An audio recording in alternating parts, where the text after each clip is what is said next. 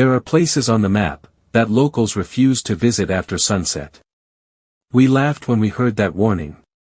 By sunrise, none of us were laughing anymore. It happened during one summer weekend. 5 of us loaded our small boat and headed toward a tiny island we had visited many times before. It was quiet. No houses. No phone signal. Just trees, water, and complete silence. We had camped there before. Nothing strange had ever happened. At least, that's what we believed. By evening, we built a campfire. We cooked food. Told scary stories. And watched the stars. Everything felt perfect. Then one of my friends suddenly stopped talking. He stared into the forest. His face turned completely pale. He quietly asked, "Did you guys invite someone else?" We all turned. Standing between the trees were 2 people. A man. And a woman. Neither of them moved. Neither of them spoke. They simply watched us. We waved. No response. One of my friends yelled, "Are you okay?" Still, nothing.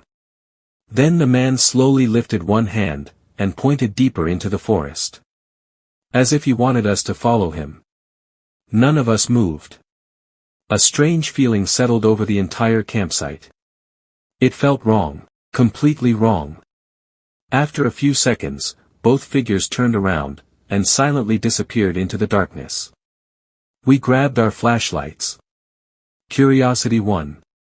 We walked toward the place where they had been standing. The trees were thick. The ground was soft. But something didn't make sense. There were no footprints. No broken branches. No sign that anyone had walked through there. It was as if they had never existed. We hurried back to camp. No one joked anymore. No one even spoke. Around 2 a.m., I woke up to footsteps. Crunch, crunch, crunch, someone was walking around our tents. Slowly. Carefully, I looked outside. Nobody. The footsteps continued. Circling us. Again. And again. Then, they suddenly stopped. Right behind my tent. I could hear breathing. Heavy. Slow. Only inches away. I held my breath. My heart pounded so hard I thought whoever was outside could hear it. Then, silence. None of us slept again. The moment the sun came up, we packed everything and rushed toward the boat. As I picked up my backpack, something caught my eye. Standing beside a tree, was a human-shaped figure. Made entirely of sticks. It wasn't there the night before. Its head was tilted toward our campsite. Almost. Watching us. No one admitted making it. No one wanted to touch it. We left immediately. When we reached the mainland, we told an older fisherman what had happened. His face lost all color. He quietly said, "You're lucky you left before dawn."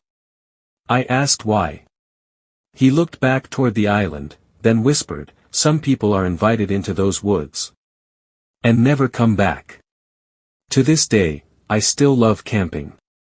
But if someone tells me an island is cursed, I don't ask questions anymore.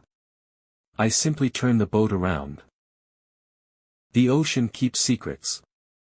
But sometimes, those secrets are tied to the boat beside yours.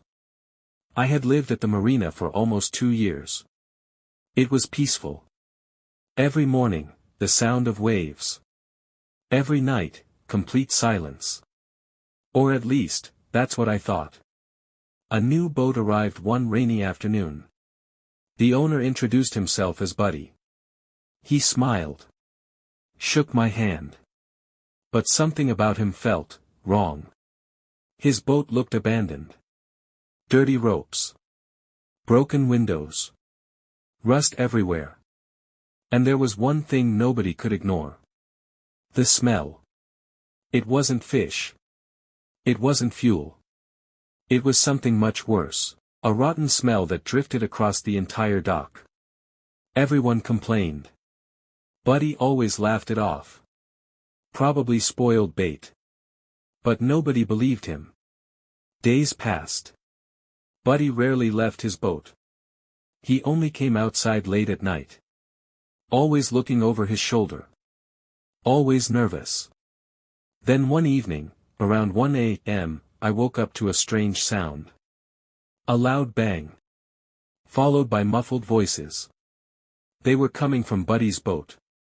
At first, I thought he was watching TV. Then I heard it. A scream. Short. Desperate. Then, silence. Every hair on my body stood up. I quietly stepped onto the dock. The marina was empty. Moonlight reflected across the water. Buddy's cabin light was still on. Then I saw him. Standing perfectly still on the deck. Watching me. He didn't wave. He didn't smile. He simply stared. For what felt like forever. Then he slowly walked back inside. The cabin door slammed shut. I wanted to call the police. But what would I even say? I heard a scream. It didn't feel like enough. The next morning, the smell had become unbearable. Seagulls circled above Buddy's boat. Even they refused to land. A few neighbors joked about it. Nobody wanted to get close. That night, the screaming returned. This time, it lasted longer. I immediately called the police. Within minutes, officers arrived at the marina. They knocked on Buddy's boat. No answer. After several warnings, they forced the cabin door open. The smell hit everyone instantly. Officers searched every room. They found no hostage. No injured person. No body. But they did find something disturbing. Heavy chains bolted to the floor. Broken handcuffs. Blood stains that someone had tried to scrub away. Buddy was gone. His boat had been abandoned only minutes before police arrived. No one knows how he escaped. His boat was seized. The investigation stayed open for months. But Buddy was never found. I moved away from that marina soon after. Even today, whenever I smell salt water, I remember that boat. And I still wonder, who was screaming that night, and whether they ever made it out alive.